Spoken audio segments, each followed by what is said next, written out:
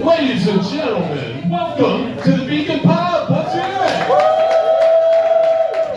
My name's Eric Kay. I'm going to be your host for a night of laughter and comedy. If you're excited to be kicking off the weekend right here at the Beacon Pub, let's hear some applause for that. Absolutely, good stuff. And if you're ready to be part of a YouTube special where your freaky laugh is going to make you go viral, let's hear you applaud for that right now. Yeah, I've got it for you, folks. We've got some fantastic comedians coming up for you. It's going to generate a lot of laughs. And then after a little while, we're going to hear from our man of the hour, our hilarious headliner, Mr. Ratliff.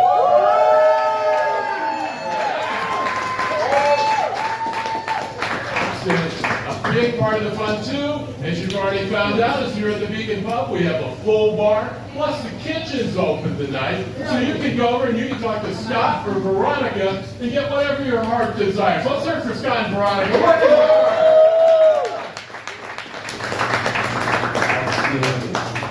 And we believe in fluid balancing, so we've conveniently located a men's room off here to the right. Women's room off there to the left. For your convenience. Don't be shy.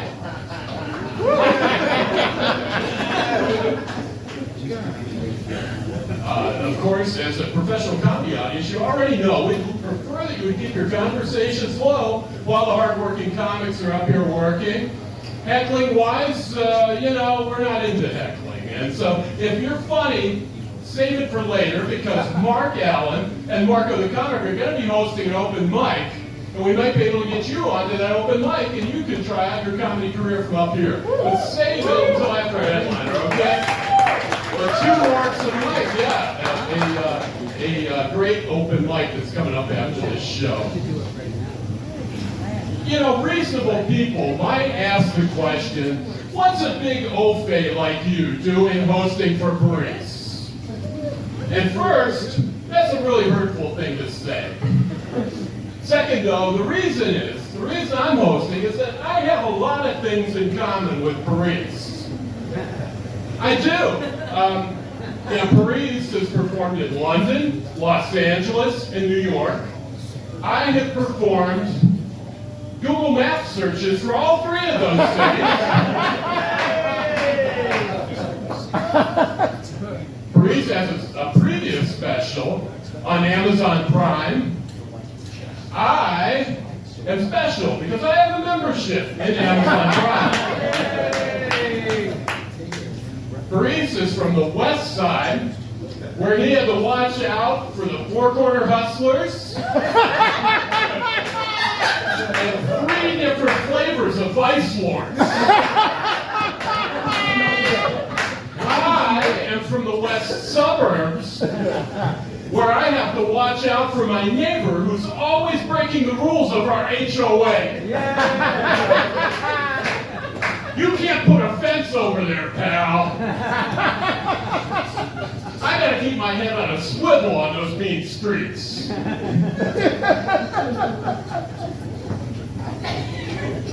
I've been pretty stressed out by the news lately. You're probably stressed out for the same reason that I am. You're probably following the Fed's case against Lil Durk.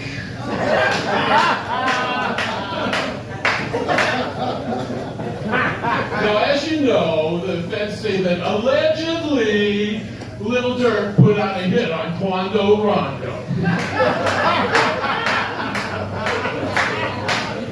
What's messed up, though, folks, is that they're using Lil Durk's rap lyrics against him as evidence in that case.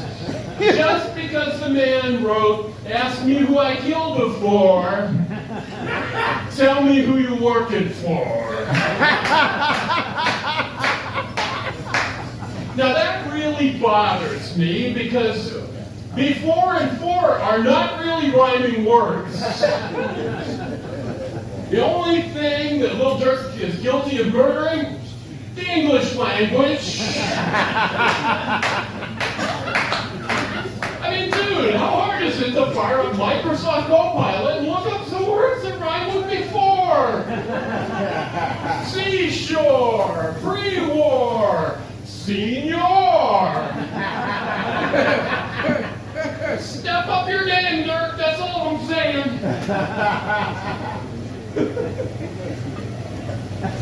Say, friends, have any of you had occasion to ride the elevated trains of the Chicago Transit Authority? I have too, and let me tell you, I am scared every minute I'm on the CTA. The only thing that reassures me is the voice of that recorded announcer guy. Your attention, please. Don't worry about that man next to you chattering about Jesus and cutting his toenails with a hunting knife. You'll be okay. Thanks for riding the CTA. Wouldn't it be great if everybody you saw on the elevated train spoke in recorded announcer voice? This is Laramie. I just pissed myself. Doors closing. Your attention, please. I'll be watching Spanish language pornography at maximum volume on my phone. We'll be underway shortly. Oh, puppy!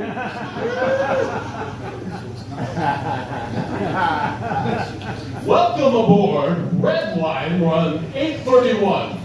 I got squares 2 for $1.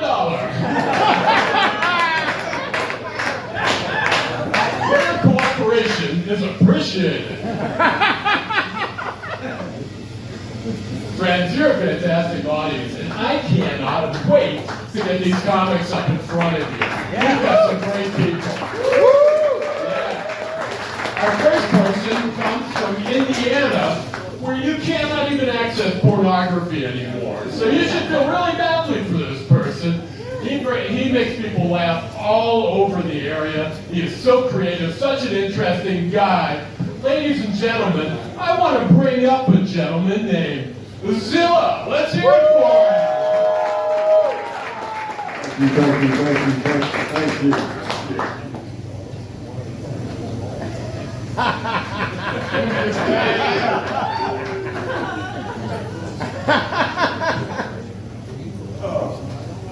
So, hello everybody, what's going on in Chicago? I'll talk to you for a little bit. Can I talk to you for a little bit? Yeah! Well, I'll tell you what, I'll be damned. If I'm dealing with this little chick from Foreman Mill and she'd kick me out of her damn house, because I can't get along with her roaches. Yeah, she called me shaking the shit out of my motherfucking clothes when I got in the car.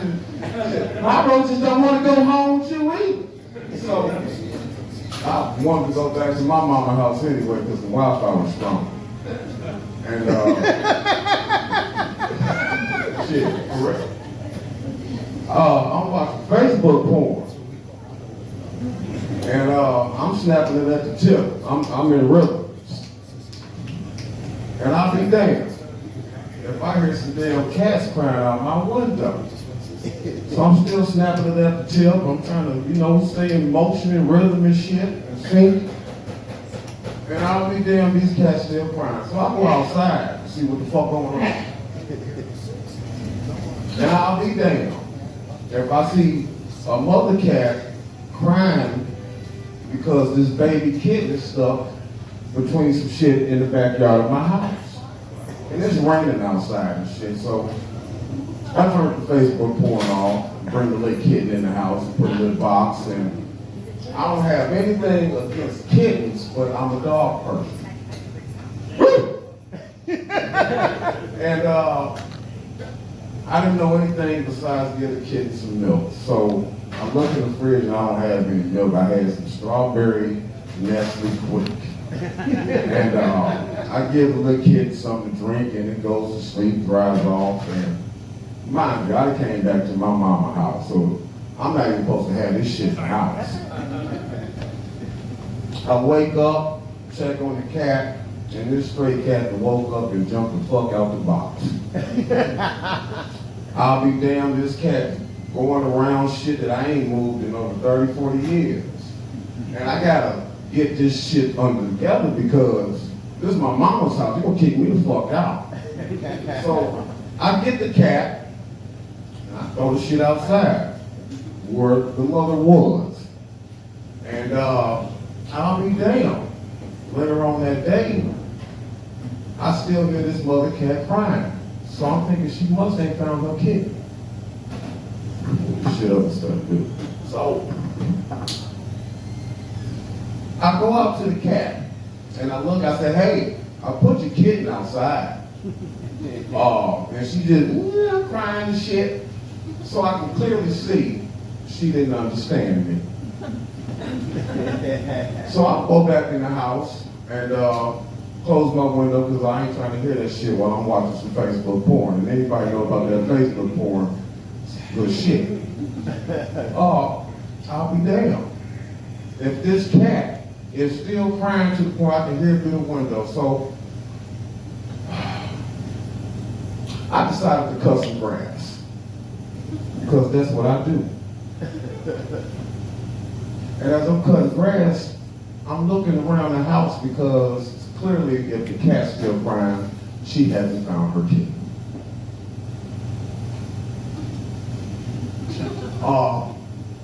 I decide to look in the water spout with a little plastic blue shit covers, you know, Indiana thing, if you don't know.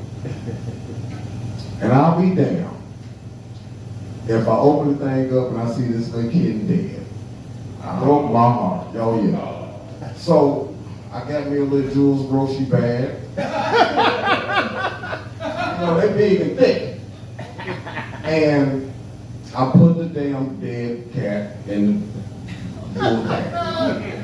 And I'm waiting on the cat, mother, to come back so I can let her know, here's your baby kitten. I'm sorry for your loss, but here it is, dead. And I see the little cat's crying chest. I grab the bag. I say, your cat's right here. Sorry for your loss. And I'll be there, the cat looking at me like she don't understand shit. So I said, I'll tell you what. I grabbed my cell phone and went to Google Translate. And I said the same shit. And I translated that shit from English to cat. And when I pressed that speaker button, I'll be damned if that cat didn't hear that shit and understand and wiped his eyes and went on about his business. And this year she just had new kittens. So give it up for her. Hey, I'm Zilla. Nice to meet y'all. Thank you for your time.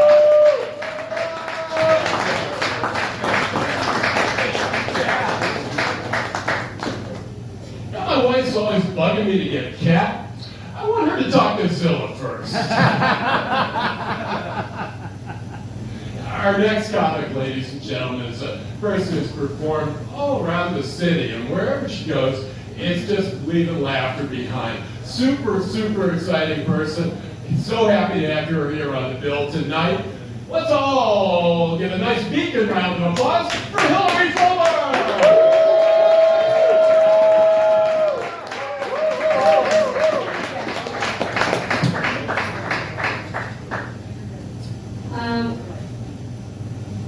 So how many of you guys, be honest with me, how many of you guys are online dating? Clap your hands. Keep hope alive. Keep hope alive, I know. Like online dating kind of forces this daily encouragement you kind of have to have with yourself. Just be in the corner. We shall overcome. We gonna overcome. No, I actually went on a really great date with this guy I really like recently. And he, well, okay, I think I scared him a little bit because my profile does say full-grown woman. But when he saw me, like, he only got a cafe. You know, you're just a couple of inches off, though. You know, you've heard that before.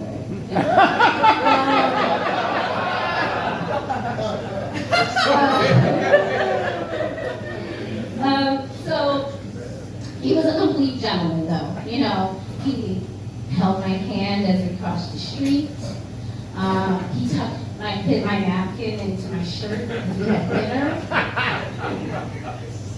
He let me have all the crayons at the table. And I could tell he also, like, he kind of wanted to ask me, like, are you sure you're 18? But, like, he already said some things, like, you know when you say stuff you just can't take back? Like, so, he was a good conversationalist. And he asked me pointed questions, too. Like, are you sure you're not a cop? Pointed questions, great. But you know what? This whole dating thing would be so much easier, I think, if this was the 90s. Right? Because, like, okay, I'm a 90s baby, but I wish I could experience what it's like to be a 90s adult. You know, because back then in the 90s, like, music, iconic, right? Fashion, bullshit. And drugs, like, best drugs, some good head can buy, right? You've heard that before, too.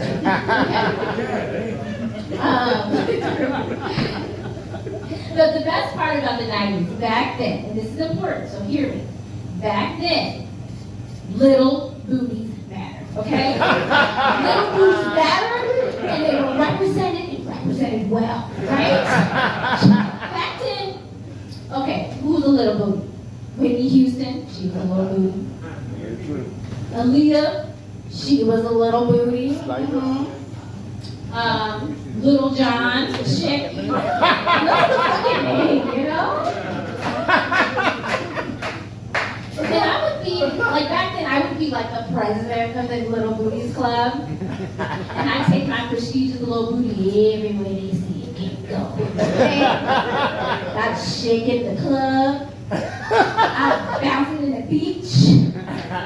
I'd clap in the church just, hey! Man. Here's the thing though, like, people really love a little booty. And like, they be hyping us up though, for real. You know? And I just think they love the enthusiasm they see coming from us, because, you know, I think it gives the people hope, you know? Man, and I think it gives the people hope. And my friends, they'll take me to the club or bar or whatever, and they'll be like, shake what your mama gave you, girl. It's like, bitch, my mama didn't give me shit, okay? Let's just tell the truth. You know, shake your money maker. I have Cash App or Zilla, okay?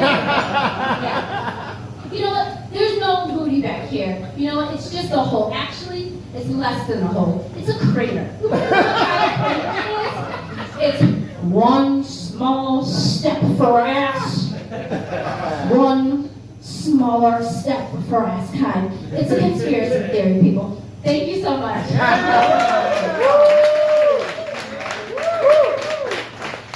Story forward, ladies and gentlemen.